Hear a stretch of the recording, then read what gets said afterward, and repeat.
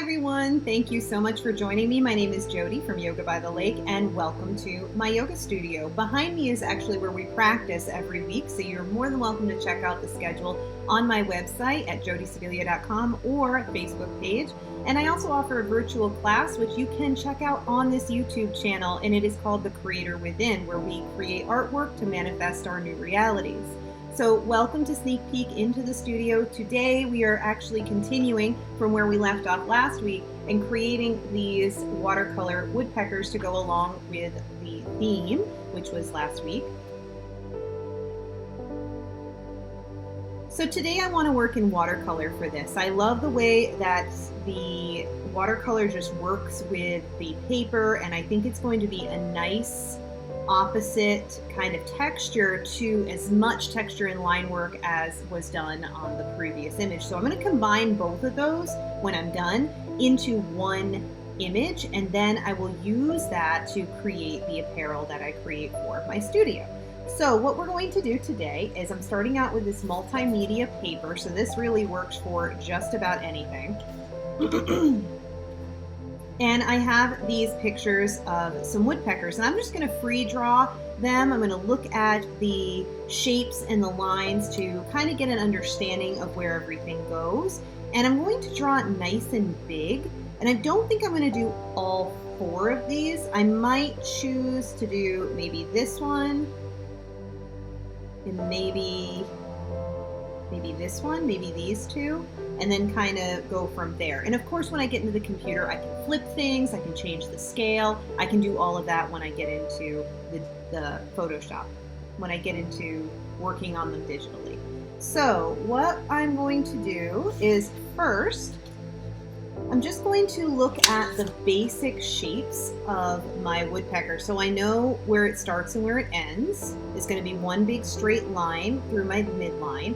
And then from there, I'm going to look at symmetry and asymmetry. So I know that when I draw a line straight through this woodpecker, the tail is pretty symmetrical. The wings are pretty symmetrical, but the head itself is actually asymmetrical. So I'm going to kind of make a mental note there as I'm drawing that all those basic shapes have to add up to what I'm seeing here.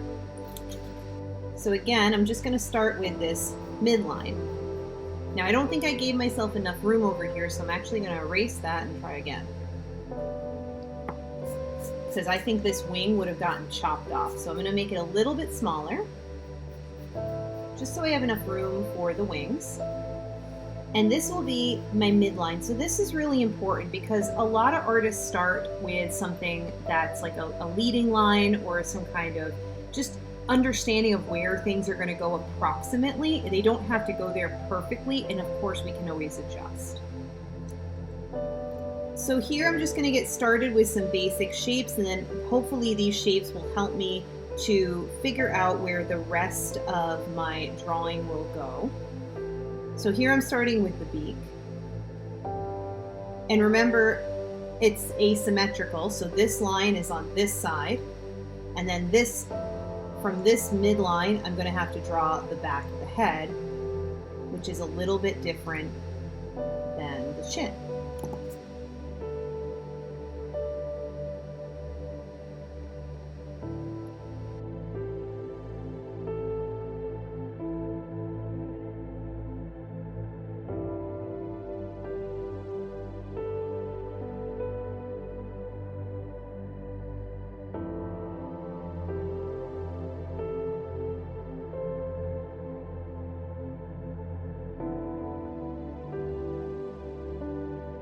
I really want a lot of texture in this, but I don't want it to be overpowering. So I believe that what I'm going to do is incorporate some of my watercolor pencils and then move on to the Hydrus watercolor that really looks great for illustration and things like that.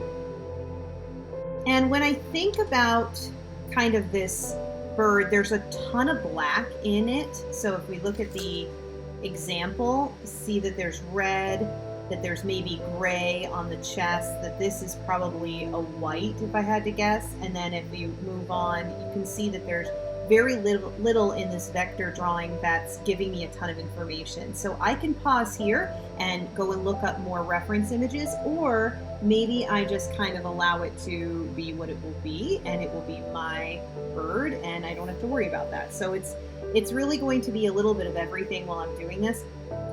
What I want to focus on now are maybe my shadows, so that when I come in with the hydrus, which is this very liquid watercolor, that I am able to pull out those shadows as I'm kind of working. That's my working theory. We'll see what happens.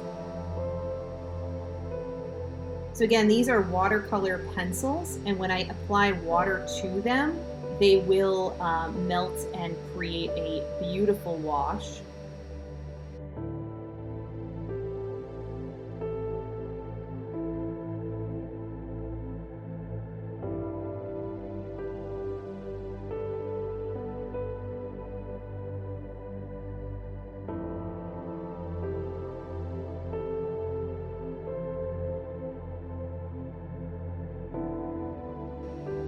Now, I'm not going to sit here and tell you that your artwork has to make anybody feel anything. In fact, your artwork should make you feel things, not anybody else, because that's not the point.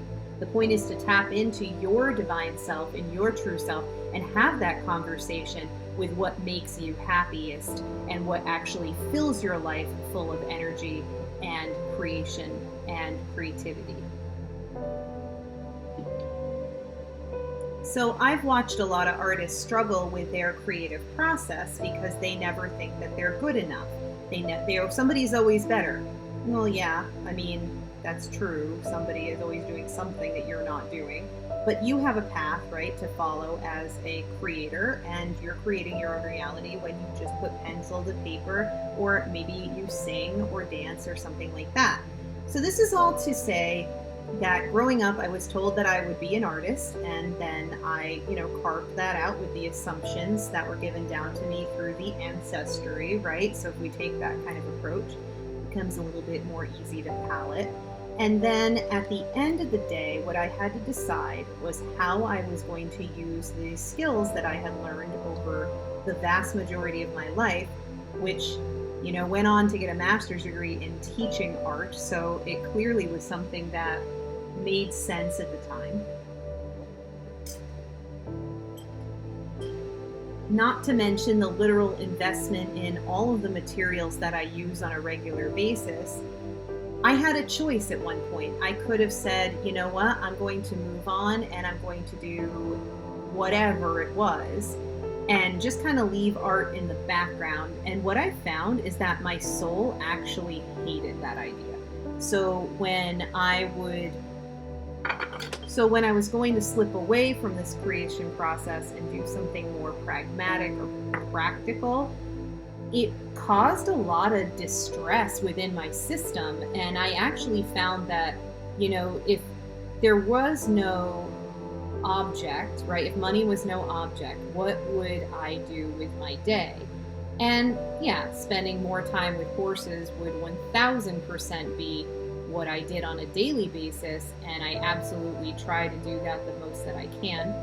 However, art is such an integral part of who I am, and it really does come with ancestry. That's a bit confusing, but it really feels like that was the gift that Source ended up giving me to use. So I truly think that, no matter where we're coming from, and no matter what anybody has said, there's just a time and a place to just go, well, I'm just going to do it anyway. I'm just going to do what feels right anyway, and just let go of all of the is it good enough kind of questions, because it's never going to be good enough for your best, right? Tomorrow you're going to shift and you're going to change, and you're going to be better than you were yesterday, and you're way better than you were 5-10 years ago. And I feel like my technical skill is much more developed than it was when I was a child. And my perspective of life has changed so much. So if you're an artist, or you're somebody who used to really paint or dabble in it, and maybe you didn't have the pressure, or maybe you did have the pressure of your family saying, well, that's a waste of time. If it calls to you, if it talks to you, that's your spirit talking to you. And that's it, and the divine talking to you, telling you, just create.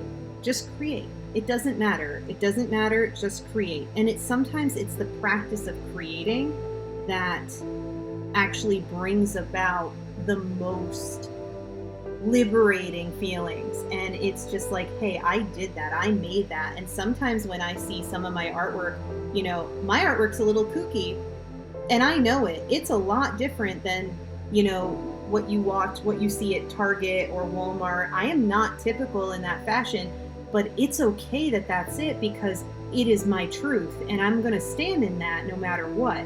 So, you know, it doesn't have to make the entire world happy, as long as it makes you happy.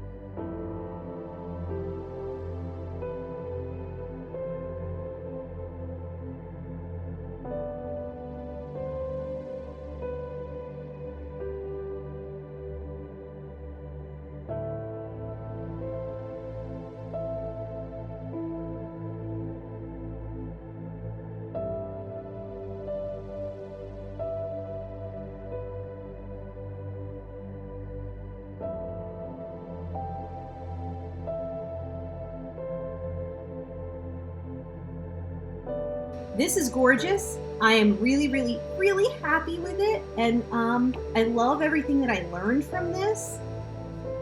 I'm going to take images from part 1 and today and merge them together digitally to create my next piece of apparel. And I'll get to be in 3 dimensions, which is just so mind-blowing to me. Like, these are really just like little pieces of myself that I just share.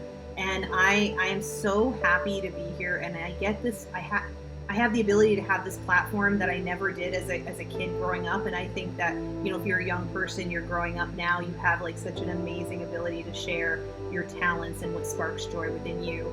And you know, it can be a little scary and intimidating at first, but it's a lot of fun. So thank you so much for tuning in today for a sneak peek into the studio. I hope you really enjoyed today's artwork, and of course, like and subscribe. If you enjoyed it, comment. I want to hear from you, please. I'm here for that. So, my woodpecker,